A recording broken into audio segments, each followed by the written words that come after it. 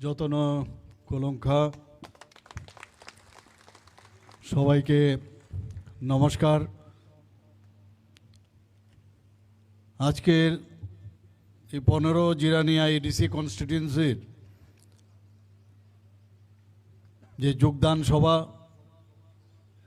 এবং বিপুল পরিমাণে আমাদের মা ও বোনেদের যে উপস্থিত এবং ভাইদের যে উপস্থিতি, আজকে কিন্তু আগামী দিন কি হতে যাচ্ছে সেটা কিন্তু আজকে বোঝা যায় আগামী দিন কি হবে। এর মধ্যে আর দুই মত নেই। কুমলুং কিন্তু অলরেডি কাঁপুনি শুরু হয়ে গেছে।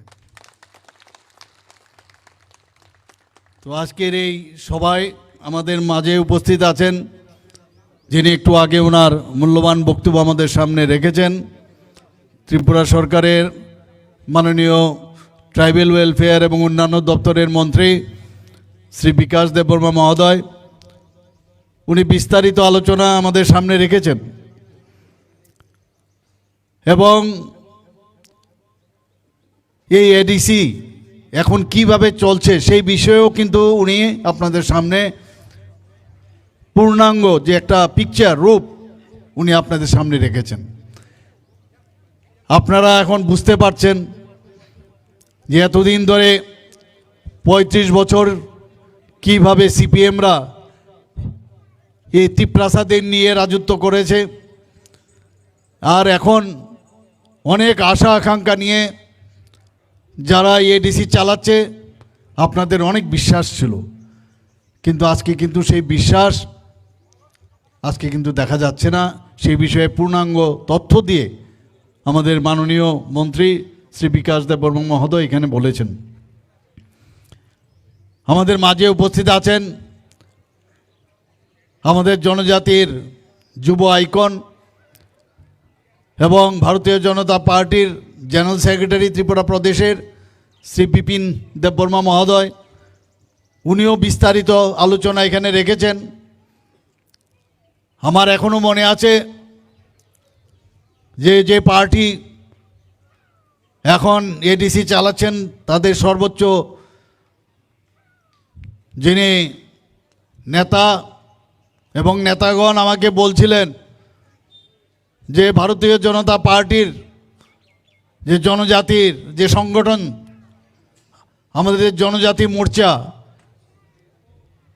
বিপিন দিয়ে আর ওই ট্রাইবেল ওয়েলফেয়ার মিনিস্টার বিকাশ দেববর্মা রামপদ জমাতিয়া দিয়ে কিচ্ছু হবে না, কিচ্ছু হবে না।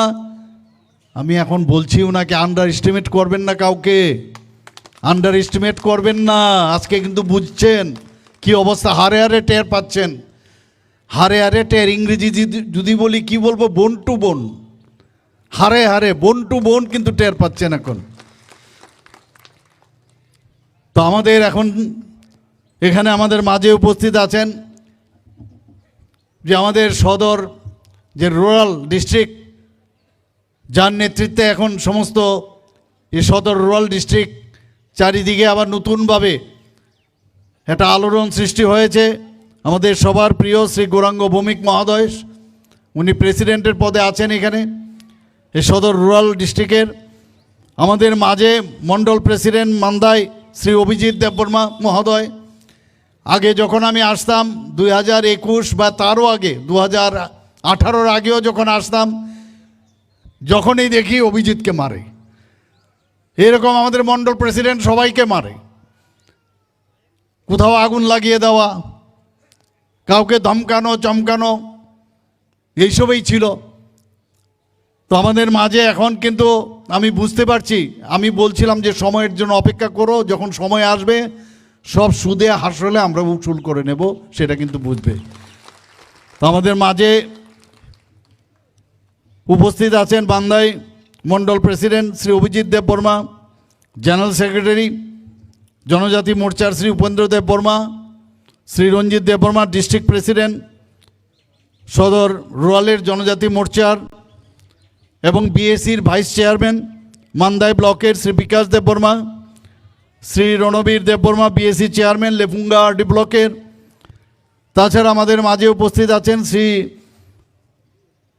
শুভমণি Debbarma BDC chairman, Jirani RD ব্লকের বিএসসির চেয়ারম্যান, তাছাড়া আমার সামনে উপস্থিত আছেন এবং মঞ্চে উপস্থিত আছেন অন্যান্য ভারতীয় জনতা পার্টির বিভিন্ন পদে যারা আসীন রয়েছেন, বিভিন্ন নেতৃত্ব, এবং বিশেষ করে আমার মা ও বোনেরা এখানে বেশি সংখ্যায় এখানে উপস্থিত রয়েছেন। এখনও বহু লোক আমি দেখতে পাচ্ছি আসছে এখানে। এবং আমার প্রিয় সাংবাদিক বন্ধুরা, সবাইকে আমি হার্দিক অভিনন্দন ও শুভেচ্ছা জানাচ্ছি। যেখানে যাচ্ছি, সাবরুম থেকে আজকে ঊনকোটি হোক, ধর্মনগরে হোক, কৈলাসহরী হোক, সব জায়গায় আজকে আমরা দেখতে পাচ্ছি মানুষের বিশ্বাস আমাদের মাননীয় প্রধানমন্ত্রী শ্রী নরেন্দ্র মোদীজির উপর চলে এসছে। কারণ সিপিএমের সময় আমরা দেখতাম কি, উনাদের সময় এই জনজাতিদের সুরসুরি দিয়ে নানাভাবে তাদের সময় এখানে টেররিস্টদের সৃষ্টি করা হয়েছিল। আপনারা সবাই জানেন, বিভিন্ন গোষ্ঠীর নাম, এটিটিএফ, এনএলএফটি, এরকম অসংখ্য। এবং এই জায়গার মধ্যে আপনারা জানেন, আমাকে বলছিলেন জেনারেল সেক্রেটারি মহোদয়, এখানেও নৃশংসভাবে কত জনজাতি গোষ্ঠীর লোকদের কিভাবে নৃশংসভাবে মারা হয়েছে সবাই জানে। এখানে হত্যা করা হয়েছিল। সমস্ত ত্রিপুরার মধ্যে একটা অশান্তির পরিবেশ সৃষ্টি করা হয়েছিল। 1980 দাঙ্গা আপনারা নিশ্চয়ই ভুলে যাননি। অনেকে বলছে প্রায় 3000 জাতি জনজাতি খুন হয়েছে 80 দাঙ্গায়। একটা দেশ, একটা রাজ্য যদি উন্নয়ন করতে হয়, প্রথমে দরকার হচ্ছে তার শান্তি। শান্তির পরিবেশ যদি না থাকে তাহলে কোনো অবস্থায় উন্নয়ন হবে না। আজকে 28টা রাজ্যের মধ্যে ত্রিপুরাতে আমরা এক শান্তি দিক দিয়ে যদি ল অ্যান্ড অর্ডারের সিচুয়েশন আমরা দেখি, আমরা নিচের দিক থেকে এখন 3 নম্বরে রয়েছে বন্ধুগণ। কিছুদিন আগে আমাদের ডিজিপি সাহেব সাংবাদিক সম্মেলনে উনি বলছিলেন 20 বছরের মধ্যে একটা ইতিহাস রয়েছে। ক্রাইম 8.2% ত্রিপুরাতে এখন কমে গেছে বন্ধুগণ। একের পর এক আজকের নীতি আয়োগ ত্রিপুরাকে কি বলছে, যে ফ্রন্ট রানার স্টেট হিসাবে ডিক্লেয়ার করেছে। ত্রিপুরাতে চারিদিকে এখন উন্নয়ন উন্নয়ন। এটা একমাত্র সম্ভব হয়েছে কার কারণে? কারণ আমাদের গার্জিয়ান হয়েছে মাননীয় প্রধানমন্ত্রী শ্রী নরেন্দ্র মোদীজি। আর সম্ভব হয়েছে কার কারণে? কারণ আমাদের গার্জিয়ান হয়েছে মাননীয় প্রধানমন্ত্রী শ্রী নরেন্দ্র মোদীজি।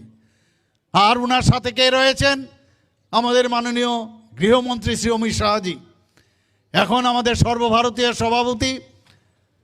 এখন আগে ছিলেন আমাদের জেপি নাড্ডাজি, এখন আমাদের নীতিনজি, এখন নতুনভাবে উনি সর্বভারতীয় সভাপতি হয়েছেন। উনি আবার নতুনভাবে শুরু করছেন কিভাবে সংগঠনকে শক্তিশালী করা যায়। আমাদের যে সংগঠন, ভারতীয় জনতা পার্টির সংগঠন, সেবাই ধর্ম, আমাদের মূল যে মন্ত্র সেটা হচ্ছে মানুষের সেবার মধ্যেই আমরা থাকতে চাই। আর আগে এই যে পার্টি সিপিএম কংগ্রেস, আমরা দেখেছি কিভাবে মানুষকে এক্সপ্লয়েট করা যায়, মানুষকে বোকা বানানো যায়। আর অনেকে বলে ঠকায় ঠকায়, আর মানুষকে কিভাবে ঠকানো যায়, এই ঠকাই ঠকাই করে 35 বছর, এরপরে এখনও ঠকানোই চলছে। এর বিস্তারিত আলোচনা করেছেন আমার পূর্ববর্তী বক্তারা। ভারতীয় জনতা পার্টি মিথ্যা কথা বলে না, যা বলে তাই করে। আজকে মাননীয় প্রধানমন্ত্রী যে আসার পর যেভাবে জনজাতিদের তাদের উন্নয়নের কথা বলছেন, যেভাবে সম্মান দেওয়ার চেষ্টা করছেন, মুখে নয়, কথায় নয়, কাজের মাধ্যমে। আজকে আমাদের দেশের রাষ্ট্রপতিজি একজন জনজাতি মহিলা, তাও আর মহিলা। আজকে কোনোদিন ভাবা যায় কোনোদিন যে একজন জনজাতি মহিলা উড়িষ্যার অজগাঁয়ের থেকে উনাকে আজকে রাষ্ট্রপতি বানানো হয়েছে। গতকাল উনি, আপনারা সবাই বাজেটে উনি শুরু করেছেন, ওনার বক্তব্যের মাধ্যমে বাজেটের অধিবেশন শুরু হয়েছে। এইরকম একটা সম্মান একমাত্র সম্ভব হয়েছে মাননীয় প্রধানমন্ত্রীজি এবং ভারতীয় জনতা পার্টির জন্য। আমাদের এই এডিসি এলাকার যদি উন্নয়ন আপনাদের দেখতে হয়, ত্রিপুরা সরকার বাদে এটা কোনো দিন সম্ভব হবে না। কোনো দিন সম্ভব নয়। কেউ যদি বলে যে আমাদের এখানে এত জায়গা আছে, তেমক জায়গা আছে, বিভিন্ন ইনভেস্টরদের বলে আসে যে আমার এখানে প্রচুর জায়গা আছে, আপনারা চলে আসুন, আসবে না ওনারা। প্রথমেই বলবে সরকার কি বলছেন। ত্রিপুরা সরকার যদি আমাদের বলেন তাহলে আমরা আসব, কারণ ত্রিপুরা সরকার উপর বিশ্বাস ওনাদের আছেন।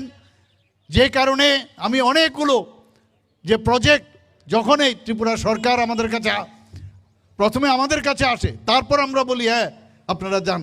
কিছুদিন আগে আমাদের সরকার যখন প্রথম আসলো, এ হসপিটাল কুমলুঙে বাজেটের বহির্ভূত 30 কোটি টাকা দেওয়া হয়েছে শুধু কুমলুঙের হসপিটালের জন্য। বন্ধুগণ, আমাদের সরকার আসার পর কিছুদিন আগে বাজেট বহির্ভূত আমি এবং আমার সরকার আরও 30 কোটি টাকা দিয়েছি, এখানকার বিভিন্ন প্রজেক্টে দেওয়া হয়েছে। বন্ধুগণ, 39.06% আমাদের বাজেটের এডিসির উন্নয়নের জন্য দেওয়া হয়েছে। আমাদের এইবারের 25-26-এর যে বাজেট, সেখানেও 40%-এর উপরে এই এডিসি উন্নয়নের জন্য দেওয়া হয়েছে। বন্ধু, খালি বলে দেওয়া হয় না, দেওয়া হয় না। এবং যে অডিট হচ্ছে, অডিটের রিপোর্ট আমার কাছে আছে, কি হচ্ছে আমরা সব জানি।